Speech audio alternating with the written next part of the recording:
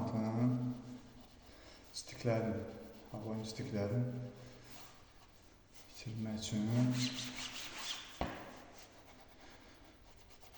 belə işləyə bilərsiniz. Belə bir xüsusi təkərciyi var. Bu təkərcikdən də istifadə etmək olur. Stikləri təmiz yapışdırmaq olur.